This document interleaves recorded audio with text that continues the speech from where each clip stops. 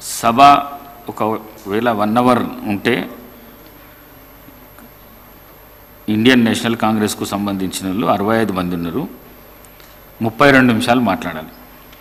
2 గంటలు నడిస్తే 65 నిమిషాలు మాట్లాడాలి. 3 గంటలు నడిస్తే 97 నిమిషాలు మాట్లాడాలి. బీఆర్ఎస్కు సంబంధించిన వాళ్ళు 38 మంది ఉన్నారు కాబట్టి 1 అవర్ నడిస్తే 19 నిమిషాలు మాట్లాడాలి. 2 అవర్స్ నడిస్తే 38 మినిట్స్ మాట్లాడాలి. 3 అవర్స్ నడిస్తే 57 మినిట్స్ మాట్లాడాలి. బీజేపీకి సంబంధించిన 8 మంది ఉన్నారు కాబట్టి 1 అవర్ నడిస్తే 4 నిమిషాలు, 2 అవర్స్ నడిస్తే 8 నిమిషాలు, 3 అవర్స్ నడిస్తే 12 నిమిషాలు.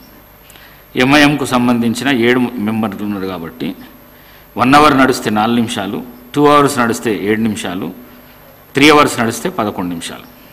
సిపిఐకి సంబంధించిన 1 మెంబర్ ఉన్నాడు కాబట్టి గంట నడిస్తే 1 నిమిషము, 2 గంటలు నడిస్తే 2 నిమిషాలు, 3 గంటలు నడిస్తే 3 నిమిషాలు. ఇది ఒరిజినల్గా సభ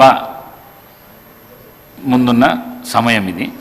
మరి అన్ని పార్టీల సభ్యులు ఇంకా మాట్లాడాలి, మరి దానికి డిప్యూటీ సీఎం గారు రిప్లై ఇవ్వాలి, మరి ఇక్కడ మాట్లాడిన ఎగువ సభకు కూడా పంపించాలి, అక్కడ కూడా రిప్లై ఇవ్వాలి. కావున దయచేసి